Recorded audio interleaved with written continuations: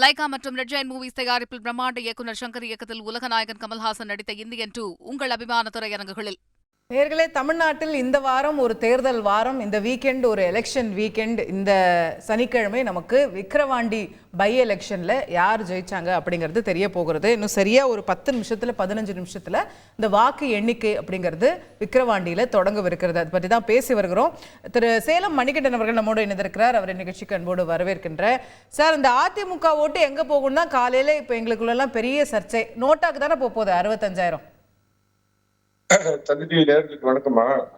அதாவது யாரு ஜெயிக்க போறாங்க, திமுகவா பாமகவா அப்படின்னு கேக்குறீங்க. அண்ணா திமுக ஆதரவாளனான எனக்கு என்ன தர்ம சங்கடமான நிலைமைனா, நீங்க 2 ஆப்ஷன் கொடுக்குறீங்க. ஒண்ணு துப்பாக்கியில சுட்டுக்கிட்டு சாவு, இல்லைன்னா தூக்கு போட்டுக்கிட்டு சாவு அப்படிங்கிற மாதிரி இருக்குமா? நல்ல ஆப்ஷன் கிடைச்சிருக்கும்ல. நீங்க நிக்காம போனதுனால தானே இப்ப இதுல இருந்து சூஸ் பண்ண வேண்டியிருக்கு உங்களுக்கு. பாவம். ஆமா, நடுவுல கொஞ்சம் பக்கத்தை காணும் அப்படிங்கிற மாதிரி அதிமுக ஓட்டு இப்ப எங்க போச்சு அப்படின்னா, முதல்ல ஒண்ணு சொல்லிடுறோமா, இந்த கடந்த 25 ஆண்டு கால தமிழக இடைத்தேர்தல் வரலாறு பாத்தீங்க அப்படின்னா ஆளுங்கட்சி தான் ஜெயிக்கும். அது அதிமுகவா இருந்தாலும் சரி, திமுகவா இருந்தாலும் சரி, ஆளுங்கட்சி தான் ஜெயிக்கும் அப்படிங்கறத நான் எடுத்த உடனே சொல்லிடுறேன். நிச்சயமா இப்ப இருக்கிற ஆளுங்கட்சி தான் ஜெயிக்கும், அதுல சந்தேகமே வேண்டாம். முதல் இது சொல்லிடுறேன். ரெண்டாவது, இடைத்தேர்தல் அப்படின்னாவே அது இடைத்தேர்தல் அல்ல, ஆட்சி மீதான இடைத்தேர்தல் இல்லைங்கிறது தமிழக மக்களுக்கு பாக்குறவங்களுக்கு எல்லாத்துக்குமே தெரியும். இடைத்தேர்தல் எப்படிப்பட்ட உபசாரங்கள், எப்படிப்பட்ட கவனிப்புகள் எல்லாம் நடந்திருக்குங்கிறப்ப நல்ல கூடுதல் எண்ணிக்கையிலேயே ஓட்டு எடுத்து அவங்க ஜெயிப்பாங்க அப்படின்னு நான் முன்கூட்டியே மேட்சோட இதை பிக்ஸ் பண்ண மாதிரி ரிசல்ட் நான் சொல்லிடுறேமா. அதே மாதிரி மூணாவது முக்கியமான கேள்விக்கு வர ரொம்ப கஷ்டமான கேள்வி கேட்டீங்க, ஏதாவது பதில் ட்ரை பண்றேன்.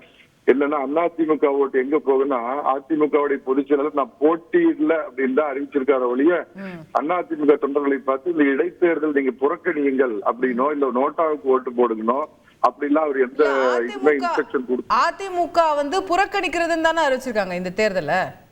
அப்போ அதிமுக தொண்டர்களும் புறக்கணிப்பாங்கன்றதான புரிதல் ஆகுது. ஆனா 82% அங்க போலிங் வரை நடந்திருக்கு. அதுதான் சொல்றேன்.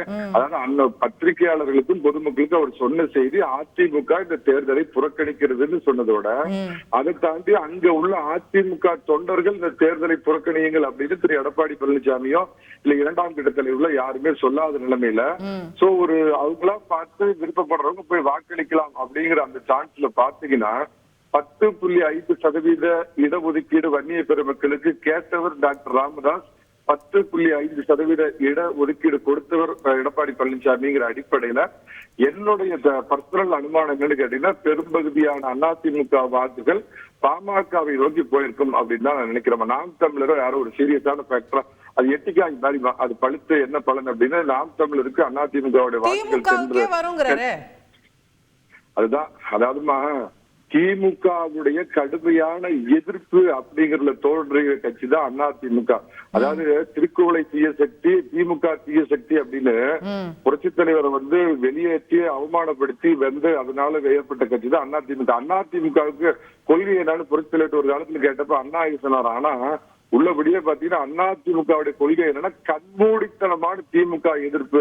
உதயசூரிய பட்டணம் போய் ரெட்டலக்காரன் ஒருத்தன் துப்பாக்கி வச்சு சுட்டிக்கினா கூட கை விரல் அங்க போகாதுமா. அதனால திமுகவுக்கு 1% வாக்கு கூட போறதுக்கு வாய்ப்பே கிடையாது. அதே மாதிரி சில பேர் சொல்லுவாங்க நாங்க 2 பேரும் பங்காளியும், நாங்க கிடையவே கிடையாது. அதிமுகவுடைய 2ஆம் கட்ட தலைவர்கள் அந்த மாதிரி சொன்னாங்கன்னா கூட இது ரொம்ப துரதிருஷ்டமானது.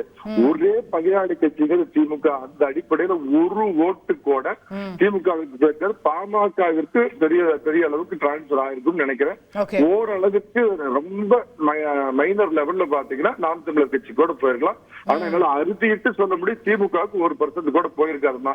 திரும்ப சொல்றேன், அவங்க கவனிச்ச கவனிப்பு கடந்த 25 ஆண்டுகள்ல தமிழகத்துல எப்படி இடைத்தேர்தல் நடக்குதுங்கிற அடிப்படையில திமுக பெரும் வாரியான வாக்குகள் வாங்கி வெற்றி பெறுவாங்க அப்படிங்கிறது தான் என்னுடைய பார்வை. திரு மதிவாணன், உங்களுக்கு வரவே வராதுன்னு பாமகக்கு போட்டாலும் போடுவோம், உங்களுக்கு கிடையாதுன்றார். வருதா வரலையான்னு தேர்தல் முடிவில் பார்த்துக்கலாம், ஒன்றும் பிரச்சனை இல்லை, நான் வெயிட் பண்ணுறேன், எனக்கு ஒன்றும் அவசரம் இல்லை. அதாவது மக்களுக்கு யார் இருந்து முக்கியம் இல்லை, நீங்கள் தேர்தலை ஏன் புறக்கணிச்சிங்கன்னு ஒரு கேள்வி இருக்குல்ல. நீங்கள் சொன்ன மாதிரி நீங்கள் நாங்களும் திமுகவும் என்ன சொல்லுதுன்னா அதிமுக தேர்தலில் நின்று இருக்கணும் தான் முதல் நாள்லேருந்து சொல்கிறோம். நீங்க விட்டுட்டு களத்தை விட்டுட்டு ஏன் போறீங்க, நீங்க ஏன் இன்னொருத்தருக்கு வாய்ப்பு கொடுக்குறீங்கன்னு தான் நாங்களும் சொல்றோம். நீங்களும் புறக்கணிச்ச காலங்கள் ஒண்ணு இல்ல இந்த மாதிரி இடைத்தேர்தல்களை. அந்த காலகட்டங்கள் இன்னைக்கு காலகட்டங்கள்ல அண்ணாமலை மாதிரி ஒரு பொய்யர் நம்ம அந்த காலத்துலாம் பார்க்கவே இல்லை. இன்னைக்கு வாயை திறந்தாலே பொய் மட்டும் பேசுற ஒரு கட்சிக்கு தலைவரா இருக்காப்ல. அவர் இன்னைக்கு பேசுறதெல்லாம் நீங்க பாருங்க, இந்த நாட்டை ஆள்ற பிரதமர்ல இருந்து எல்லாரையுமே பாருங்களேன், ஒரே ஒரு மூலதனம். அதாவது அதுதான் நானும் சொல்றேன், உங்களை மாதிரி ஆட்களுக்கு வாய்ப்பு ஏன் கொடுத்துட்டு போறீங்க, அதுதான் நாங்க சொல்றோம். மத்தபடி நாங்க வேற ஒண்ணும் இல்ல. நீங்க யார் நின்னாலும் சரி நிக்கலனாலும் சரி, நாங்க நிக்க போறோம், நாங்க ஜெயிக்க போறோம், அதுல மாற்று கருத்தும் கிடையாது. நீங்க ஏன் நிக்கலன்னு சொன்னா அதுக்கு ஒரு காரணம் சொல்லாம நீங்க நிக்கலையா, நீங்க அவாய்ட் பண்ணலையான்றதெல்லாம் நாங்க கேட்கல. நீங்க அவாய்ட் பண்றது யாருக்கு விட்டு கொடுக்குறீங்க அப்படின்னு ஒரு கேள்வி இருக்குல்ல, அதுதானே பிரச்சனை. நீங்க மத ரீதியான ஒரு கட்சிக்கோ ஜாதி ரீதியான ஒரு கட்சிக்கோ நீங்க விட்டு கொடுத்துட்டு போறீங்க. அதுதான் சொல்றேன், நீங்க வந்து அதிமுக நின்னாலும் நிக்கலனாலும் அந்த தொகுதியில பாமகக்குன்னு ஏற்கனவே ஒரு ஓட் பேஸ் இருக்குன்றது குறைஞ்சபட்சம் ஏத்துப்பீங்கல்ல. சோ இது வந்து ஏதோ அதிமுகனால மட்டும் அவங்களுக்கு இல்ல, அவங்களுக்கே ஏதோ ஒரு பேஸ் இருக்குல்ல. இல்ல எவ்வளவு நாளைக்கு தான் அந்த கேள்வி நான் முதல்லயே கேட்டேன், எத்தனை நாளைக்கு தான் நீங்க இன்னும் ஜாதி ரீதியா மத ரீதியா மக்களை பிளவுபடுத்துவீங்க, அதுக்கு ஓட்டு போடுவாங்க, எத்தனை காலம் தான் நம்புவீங்கன்னு நாங்க கேட்கிறோம். மோடி இன்னைக்கு உதாரணமா இல்லையா, 303 சீட்ல இருந்து நீங்க 240 சீட் வந்தாச்சு.